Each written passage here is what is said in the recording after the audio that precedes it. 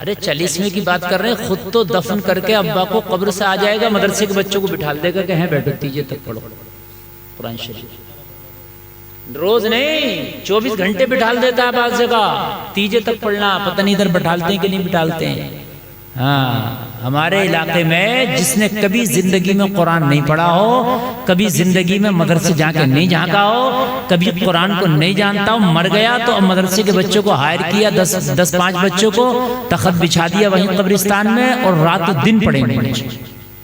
हाँ, और नहीं पढ़ाएंगे तो चंदा नहीं देगा मदरसे को। अजीब मसला है। कुरान कोई मुर्दा की किताब थोड़ी है, कुरान तो जिंदों की किताब है। मरने के बाद इतना कुरान है कि भाई कब्र पे कुरान, तीजे में कुरान, 10वें में कुरान, 20वें में कुरान, 40वें में कुरान, घर में कुरान, कब्रिस्तान में कुरान, हर जगह कुरान। और जब तक जिंदा रहा कुरान की धज्जियां उड़ाता रहा। तो क्या कुरान मरने के बाद की किताब है? क्या मरने से पहले की किताब ना थी कुरान? कुरान तो खुदा की कसम एक संविधान है, कानून है, एक लॉ है जो जिंदों के लिए है। कुरान में जितने हकाम है वो सब जिंदों के लिए हैं। आप देखो कुरान उठाकर अलम से लेकर बन्नास तक, मुर्दों के लिए कोई हुक्म ही नहीं है उसमें। कफन मिले ठीक, ना मिले तब भी ठीक। कितनों को कफन नहीं मिला, कितनों को नहीं मिलता कफन। ज़कात के मामलात, हज के मामलात, रोजे के मामलात, खरीद फरोख्त के मामलात, शादी ब्याह के मामलात, सारे तो जिंदों के लिए हैं कुरान में। और जब तक जिंदा रहा, जब तक कुरान के करीब से होकर नहीं गुजर रहा, मरने के बाद देखो तुम कैसा कुरान है। समझ रहे हैं आप? मरने के बाद देखें आप कैसा कुरान है। अब ना मदरसे वालों को चैन लेने दे रहा, ना मदरसे के बच्चों को चैन लेने दे रहा। हजरत कुरान खानी, मैं इसका मुखालिफ नहीं हूँ, कुरान पढ़ने में सवाब मिलता है, लेकिन जिंदा था तब पढ़ता तो कितनी अच्छी बात थी। बात है कि नहीं? जब जिंदा था तो शादी कुरान के मुताबिक करता तो कितनी अच्छी बात थी। निकाह कुरान के मुताबिक करता तो कितनी अच्छी बात थी। खरीद फरोख्त कुरान के मुताबिक करता तो कितनी अच्छी बात थी। तिजारत, इबादत, मामलात, दोस्ती, रहन सहन, तो ज़राअत, सारे मामलात कुरान के मुताबिक होते तो तेरे मरने के बाद कोई पढ़े या ना पढ़े, कुरान की बरकतें तुझे मिल जाती, मिल जाती।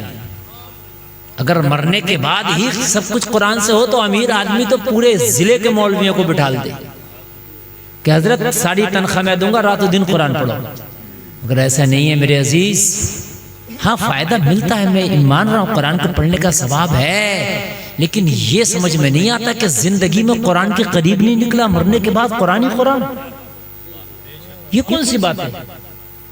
ऐसा नहीं चलेगा ना मैदान महशर में चलेगा।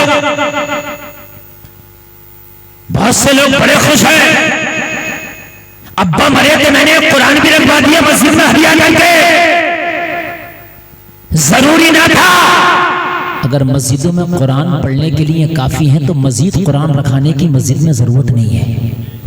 ये जो पेटियों पे पेटी रखी होती हैं आपने देखा मस्जिदों में, वो पढ़ी भी नहीं जा रही है वो। और कहीं कहीं तो ऐसा होता है कि बेरुमती होती है, कहीं कहीं देखा जाता है, चूंकि जरूरत ही नहीं है, मगर अब्बा मरे तो लिख के बराए साले सवाब फलागा रख दिया। इसाले सवाब पेटी रखने से नहीं है। हाँ ये अगर मस्जिद में कुरान की जरूरत है तो कुरान का हदिया करा गलत है, और मेरे गाँव की मस्जिद में अगर कुरान काफी है तो अब कुरान का हदिया कराने की जरूरत नहीं है। मदरसे में जा, मदरसे में जाने के बाद के हजरत बच्चों को कौन सी किताबों की जरूरत है? जो मौलवी पढ़ रहे हैं, दर्स निजामी पढ़ रहे हैं, गरीब बच्चे अपने आप किताब अफोर्ड नहीं कर पाते, किताबें महंगी है, बच्चे के पास पैसे नहीं है, मेरा बाप मरा है तो मस्जिद में कुरान ना रख, अपने बाप के नाम से मदरसे के गरीब बच्चे को मौलवियत की किताबें खरीद के दे दे, कुरान के से ज्यादा सवाब मिल जाएगा, कुरान से ज्यादा सवाब मिल जाएगा, क्योंकि कुरान पढ़ा ही नहीं जा रहा ना। और कितने बच्चे ऐसे हैं वो चाहते हैं कि ज़ियाउल नबी का सेट खरीद कर लाएं, कितने चाहते हैं तफसीर नईमी का सेट खरीद कर लाएं, कितने चाहते हैं कि बुखारी की शरह लेकर आए खरीद के, मगर यार महंगी मिलती है, महंगी मिलती है। कितने चाहते हैं जामिउल हदीस लेके आए, महंगी मिलती है किताबें, 10-10 हजार का एक सेट है किताबों का, इन्हें खर्चा करने पैसे नहीं है मदरसे में, तू पेटियों पे पेटियों के चट्टे लगा रहा। तूने कभी सोचा इस चीज को? हमसे पूछें आप, हमने मदरसे में पढ़ा, किताबें नहीं मिलती हैं। किताबें को ऐसे तरसता मदरसे का बाज बच्चा जैसे भूखा खाने को तरसता है। तो किसी गरीब मुफ्ती को किताब ले दो, इससे फतवा देख के लिख, जितने फतवे लिखेगा तुझे सवाब मिलेगा। अजीज, ये जहन से निकाल दो, जिस चीज की जरूरत है वो काम कर जाओ, अल्लाह उससे ज्यादा राजी होगा। शादी तो कर रहे हैं हम भाई, कुरान के करीब से नहीं गुजरी हमारी शादी।